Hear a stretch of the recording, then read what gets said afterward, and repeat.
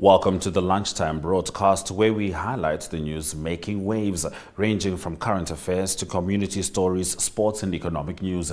Here are the headlines. U.S. Embassy donates over $4 million Namibian towards renovation of the historic Alta Festa building. Health Minister raises alarm as malaria cases soar. And Russia and Kazakhstan battle record floods as rivers rise further. I am Ashwin Bedi, and this is NMH at 1. Follow all our programs on oneup2.com, DSTV2 at 5, and GoTV25 in Namibia. Let's head to the midday news update.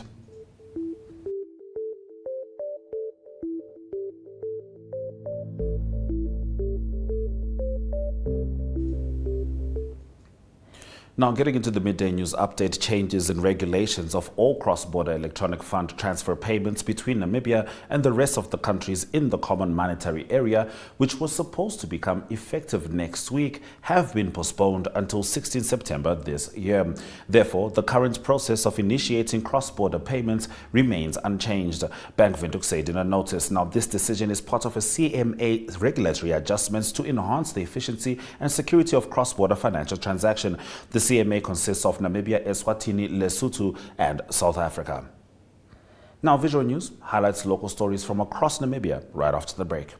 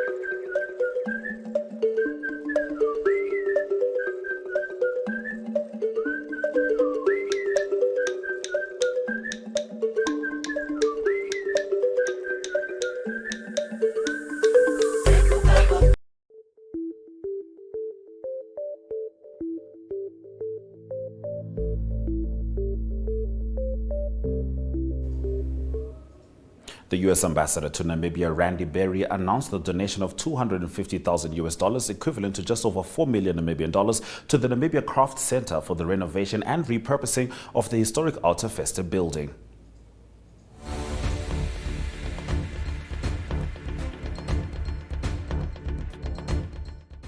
It's my deepest honor to announce the award of the Ambassador's Fund for Cultural Preservation, totaling $250,000 US dollars to the Namibia Craft Center. This grant has been allotted for the renovation of the Alta Fest, a recognized cultural heritage site that is under the custodianship and care of the Ministry of Education, Arts, and Culture. Just a word about the program. The U.S. Department of State created the Ambassador's Fund for Cultural Preservation in order to support cultural projects across the globe. The AFCP, as we call it in shorthand, protects and preserves not only historical buildings like this one, but also has been used in the past to preserve artifacts, to preserve archaeological sites, but also to preserve language, ceremonies, and customs of indigenous peoples all around the world. Reiterating the sentiments voiced by a former colleague of mine, the Assistant Secretary for Education and Cultural Affairs, Patricia Harrison, the AFCP allows us, the United States, to show another side of our country, one that recognizes the contributions of culture, that values it in all countries, because we understand that this enriches us all. Heritage preservation allows us to work closely with our international partners to affirm our respect for other cultures as we jointly identify areas of critical need for preservation. The Ambassador's Fund for Cultural Preservation successfully demonstrates, I believe, in concrete, visible, tangible ways, my own government's commitment to understanding and preserving not only our own heritage, but the heritage of others.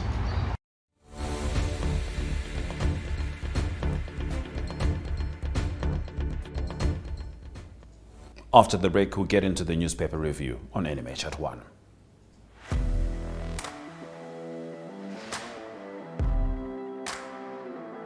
Hello and welcome to today's Sports Rep Show. I am your host, Jesse Jackson Kauraika.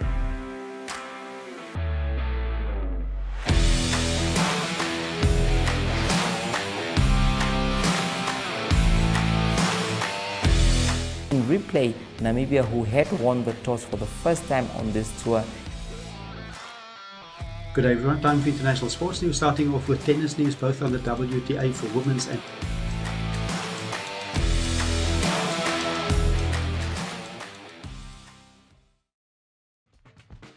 Welcome to My.NA Cars, your ultimate destination for everything automotive. I am your host, Diana Master. Teamwork makes the dream work, right? Discover the latest models, innovative technologies, and expert insights from our passionate hosts. Learn essential maintenance tips and get exclusive behind-the-scenes access to the automotive industry.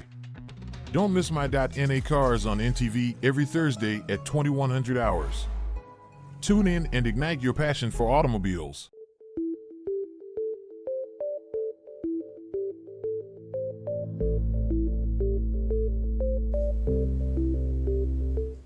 We start our newspaper review with our in-house paper, Namibian Sun. Popular Democratic Movement leader McHenry Vernani has washed his hands of claims that he and his camp have bullied his party presidency rival, Vipuakuye Muharukua, into quitting the official position. Vernani said Muharukua was no threat to him and therefore he had no reason to intimidate the youthful lawmaker from the Kunene region. He could grasp the fact that people do not want him because he does not have the pedigree to lead the party now. I have not pushed or bullied him in any way, he told Namibian Sun. On page 3, a man from Grootfontein is in critical condition after he reportedly stabbed his wife to death on Tuesday night, this before attempting to end his own life by drinking acid. The man is currently receiving medical treatment at Katutura Intermediate Hospital in Windhoek, said Oshodonjupa Police spokesperson Senior Inspector Maureen Mbeha. Now, Mbeha said the incident happened at about 11 p.m. at Grootfontein's Extension 5. The deceased has been identified as Lizelda Khwachus, who worked as a radiographer at the Grootfontein State Hospital. Let's move over to Republican. Since the start of the year, 630 people have been admitted for malaria at hospitals in Namibia, while 15 have died from the disease. This contrasts the 287 hospital admissions and 6 deaths reported last year, according to the Health Ministry. Health Minister Kalumbi Shangula said statistics indicate that from January to March this year, a total of 6,147 malaria cases have been reported across the country. This is a source of concern to me, and we must do more to address this situation and reduce the number of cases and deaths in our country, the health minister said. The municipality of Walvis Bay has responded to 2 complaints that were recently handed to this institution in relation to residents' concerns about the town's debt collectors, Red Force. Elvis Gossip, representing the residents, emphasized their position to Red Force, saying it was impractical amid the economic challenges the residents were facing. He argued that the municipality's credit control policy was never officially approved and questioned the transparency of the appointment process of Red Force. Let's move over to Agamana Zeitung. Now, the paper reports that the U.S. Embassy has donated $250,000 for the renovation and conversion of the Artefeste into a museum and center for cultural crafts. The former military fort is to be transformed into a museum and cultural center. On page 3, the paper enforces that Marlies van Vuren from Nankuse claims that the amended ordinances were changed and revised without the involvement of those affected and in disregard of the applicable nature with regards to conservation guidelines. Stay with us as we continue with the Namibian. Hi, Kambaripa. Hi, Melissa. You look upset. Is everything okay? A healthcare worker refused to attend to me because I visited the healthcare facility without a guardian. Healthcare workers are not allowed to do that. This sounds like a job for your shield of survival. Huh? Your rights, they're your superpowers. Your shield of survival is your right to life, health, nutrition, shelter, and an adequate standard of living. For more information, contact the Children's Advocate Namibia in the Office of the Ombudsman on 061 20 73 111. Send us an SMS on 20401. SMS costs 40 cents. You can also send us a message via our Facebook page. Remember, the services of the Children's Advocate are free of charge.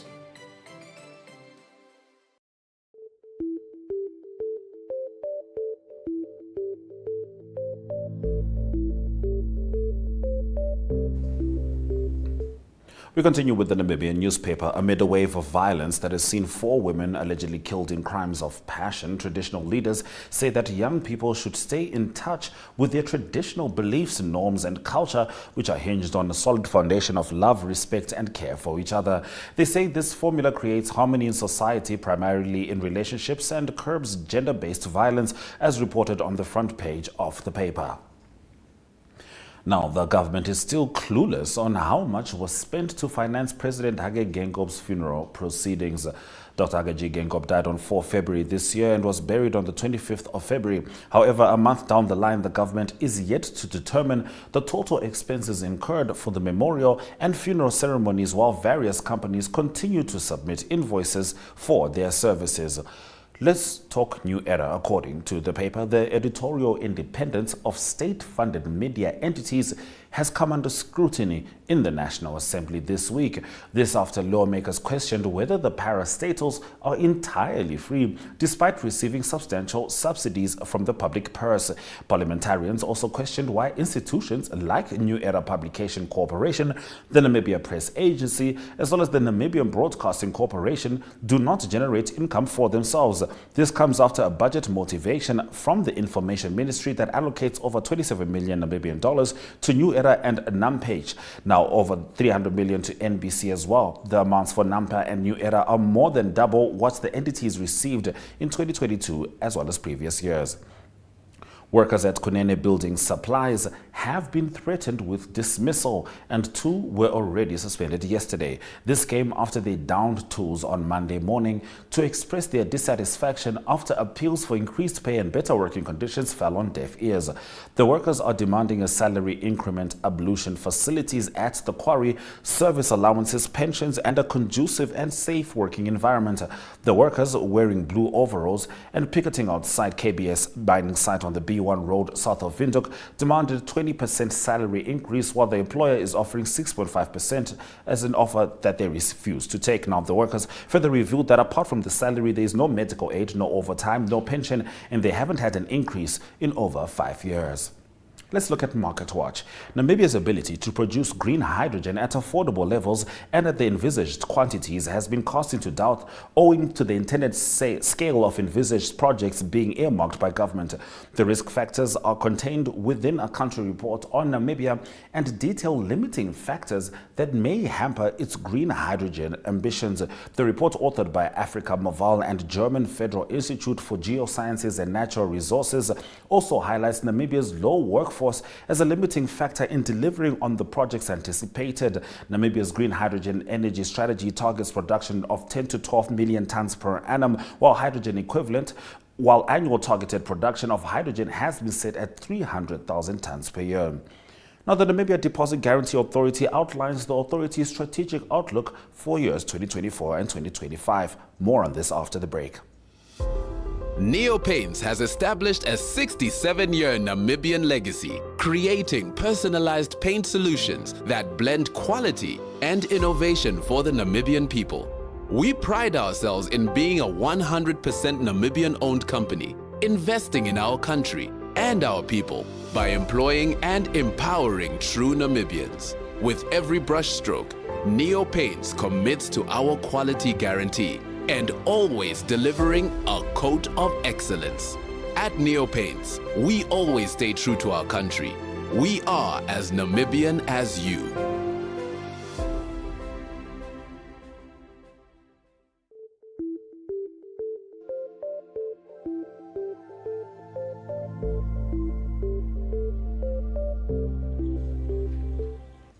Now, in economic news, the head of the Namibia Deposit Guarantee Authority, Florette Nakusera, outlines the authority's strategic outlook for the years 2024 and 2025. The NDGA was established to safeguard depositors' funds held at commercial banks.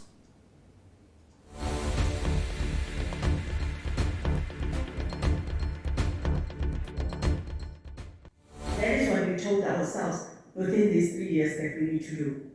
The second one is the processes. What can we do around the processes? We need to establish robust and seamless processes. So what is our strategic focus area in this case for this objective? It is to inculcate a culture of organizational efficiency to ensure operational excellence. The third one is stakeholders. Very, very important. Effective stakeholder engagement. Strategic focus is ensure effective collaboration between stakeholders and continuous public engagement. And the last one, but not the least, is building this brand, which is called the NDGA. We need to promote a reputable brand. And the strategic focus is we need to ensure a positive reputation through effective brand promotion.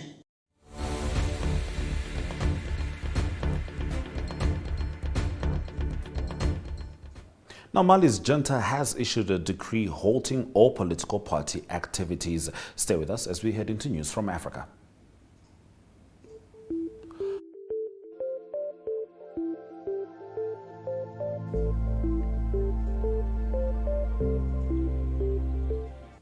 Just before the news from Africa, let's have a look at the economic indicators. 18.81 Namibian dollars gets you $1 US. 23.54 Namibian dollars means you get a British pound. For 20.17, you get a euro.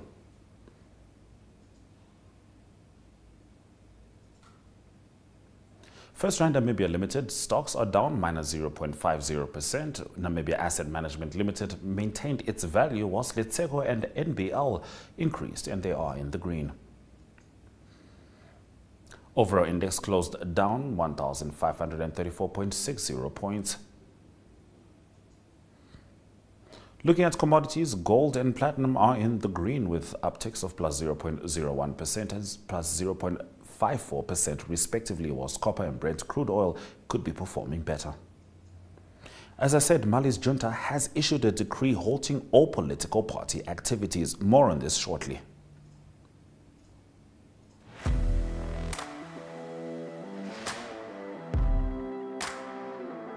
Hello and welcome to today's Sports Rep Show. I am your host, Jesse Jackson Kauraifa.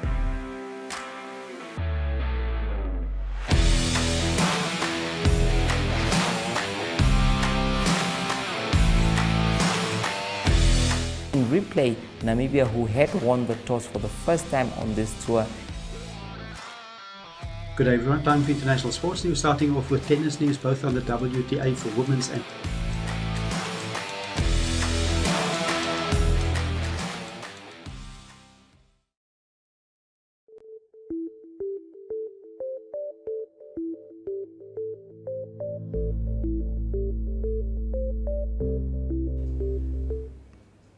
All right, let's delve into news from Africa. Mali's junta has issued a decree halting political party activities. Government spokesperson Abdoulaye Maiga announced in a statement read on state television yesterday evening. The decree suspends until further notice all activities by political parties and associations of a political nature on the grounds of maintaining public order, the statement said. Mali has been under military rule since August 2020, the first of 8 coups in West and Central Africa over 4 years, including its neighbors Burkina Faso and Niger.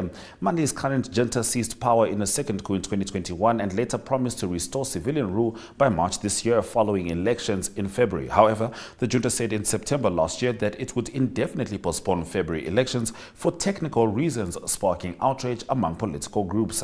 Many reacted again after last month's transition deadline passed without a vote, with some of Mali's main political parties and civil society groups on March 31st calling for time frame for elections. We will use all legal and legitimate avenues for the return of normal constitutional order, they said in a joint statement that had over 20 signatories, including a major opposition coalition and the toppled ex-president's party. Mali's military rulers already broke a first promise to hold elections in February. Now, Nigeria's health regulator is recalling a batch of Johnson & Johnson children's cough syrup after finding an unacceptably high level of potentially fatal toxic substance.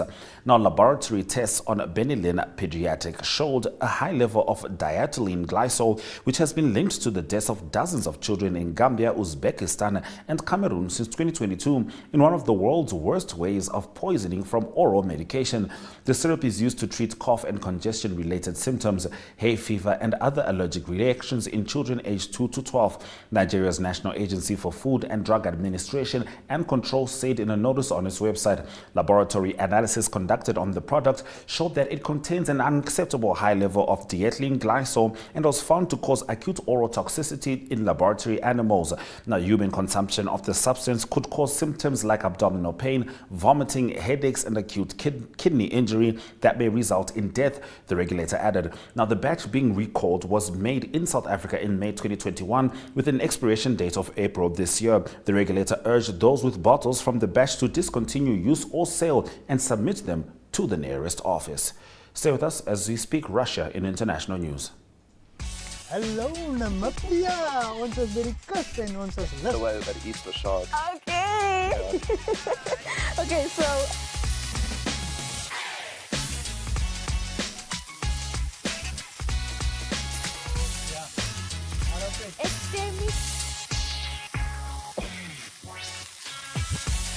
Yes. Please, today you make sure that we are fed. Sorry,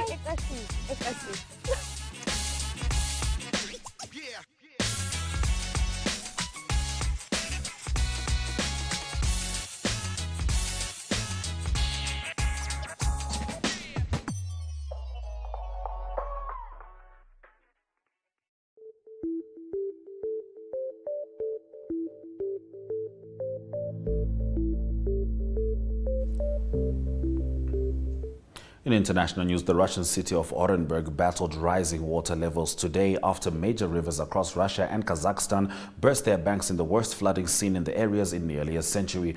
The deluge of meltwater has forced over 110,000 people from their homes in Russia's Ural Mountains, Siberia and Kazakhstan as major rivers such as the Ural, which flows through Kazakhstan into the Caspian, overwhelmed embankments. Residents in the city of Orenburg said the waters of the Ural rose very swiftly and too far beyond breaking point, forcing them to flee with just their children, pets and a few belongings. Whole areas of the city were underwater and Ural rose over 32% to 10.54 meters, 124 centimeters rather, above the level considered by local authorities as safe. Now, officials warned the river would rise further. The flooding has struck Russia's Urals and the northern Kazakhstan worst. The waters are also rising southern parts of western Siberia, the largest hydrocarbon basin in the world, and in some places near the Volga, Europe's biggest river. Now, water levels were also rising in Siberia's Tomsk, which sits on the Tom River, a tributary of the Ob, and in Kurgan, which straddles the Tobol River. After the Ural burst through dam embankments in Orsk upstream from Orenburg on Friday, some residents expressed anger over how local officials had handled the situation, demanding greater compensation and begging for help from President Vladimir Putin. The Kremlin said Putin was being updated regularly on the situation, but had no current plans to visit the area while emergency services tried to deal with rising waters. In Orenburg, some residents expressed disappointment that local officials had not done enough to prepare for the annual snowmelt. Now, Europe's top rights court on Tuesday said Switzerland was not doing enough to tackle climate change in a historic decision that could force governments to adopt more ambitious climate policies. The European Court of Human Rights, part of the 46-member Council of Europe, however, threw out two other cases against European states on procedural grounds. Hopes had been high for a legal turning point ahead of the rulings in the three cases, treated as a priority by the 17 judges of the court's Grand Chamber. In the first case, the court found that the Swiss state had violated Article 8 of the European Convention on Human Rights, which guarantees the right to respect for private and family life. According to the ruling seen by AFP, the Swiss Association of Elders for Climate Protection, 2,500 women aged 73 on average, had complained about failings of the Swiss authorities in terms of climate protection that could seriously harm their health. Now, the court ordered the Swiss state to pay the association 80,000 euros within 3 months. The lawyer of the Swiss Association, Cordelia Baum, said the court has established that climate protection was a human right. News from the world of sports follows. Neopaints has established a 67-year Namibian legacy, creating personalized paint solutions that blend quality and innovation for the Namibian people. We pride ourselves in being a 100% Namibian-owned company, investing in our country and our people by employing and empowering true Namibians. With every brushstroke, Neopaints commits to our quality guarantee and always delivering a coat of excellence. At Neopaints, we always stay true to our country. We are as Namibian as you.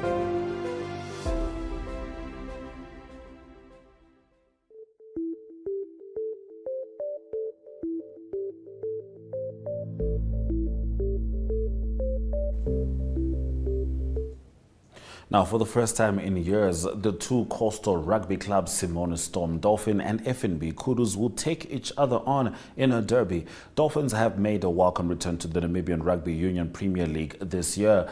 Although the team lost their first 3 games, any match with Kudus is an experience not to be missed. Now, Dolphin chairman Rowan Bessa said the Soccerbund club is ready for their home match on Saturday against the high-flying Walvis Bay visitors. The MTC Nesta Sunshine Tobias Promotions Independence Boxing event, slated for 27 April at the Ramatex Complex in Oshomise, has been boosted by the announcement of additional high-profile fighters on the card. The event, headlined by super bantamweights Philippus Energy Nyitumba and Dehang Wang of China, facing off in a WBO international title fight, already promises to provide fierce boxing, while the names of Jeremiah Nakatila and Mateus Hayter were added to the already stacked undercard. Now, Olivier Durand and Jessica Humphrey were the individual stars at last weekend's Bank Windhoek National Long Course Swimming Championships presented by the Namibian Aquatic Sports Federation at the Olympia Municipal Pool.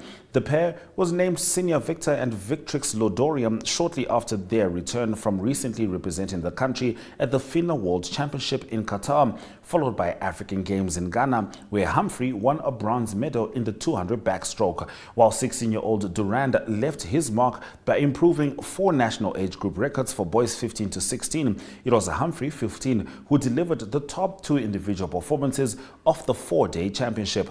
Now, 13-year-old Rodney Ferris, who is from Aqua Swimming Club, took the Junior Victor Ludorium Trophy, while Sander Schnebel was awarded the Junior Victrix Ludorium Prize. Let's head over to international sport.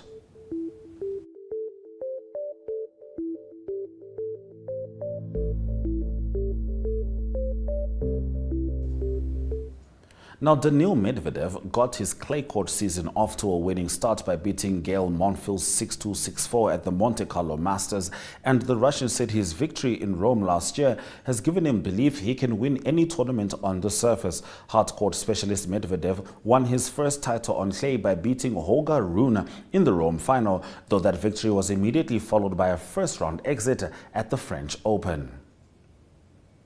Barcelona coach Xavi Hernandez hailed his side's 3-2 win away at Paris Saint-Germain in the first leg of their Champions League quarter-final, which was played last night, insisting it showed the Catalans could once again compete with the very best teams in Europe. We had time to prepare for this game, and everything turned out very well in defense and in attack. We are proud of the team. Paris played very well, but we kept their threat to a minimum, Xavi said.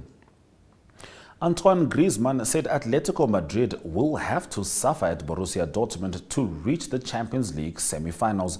Diego Simeone's side beat their German visitors 2-1 in the quarter-final first leg last night, but after dominating the first half, their advantage could have been bigger.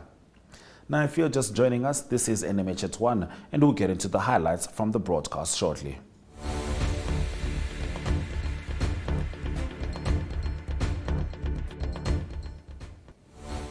You are watching NMH at 1, and if you have just joined us, here are the news highlights stemming from today's broadcast. We start off in Mali, where the junta has issued a decree halting political party activities. Government spokesperson Abdoulaye Maiga announced in a statement which was read on state television yesterday evening. Now, the Russian city of Orenburg is battling rising water levels after major rivers across Russia and Kazakhstan burst their banks in the worst flooding seen in the areas in nearly a century. And for the first time in years, 2 coastal rugby clubs, Simone Storm Dolphin and FNB Kudus, will take each other on in a derby. NMH at 1 streams live every weekday at 1 p.m., sharing the latest news in Namibia and beyond. From Ashimberi and the NMH at 1 team, have a good day ahead.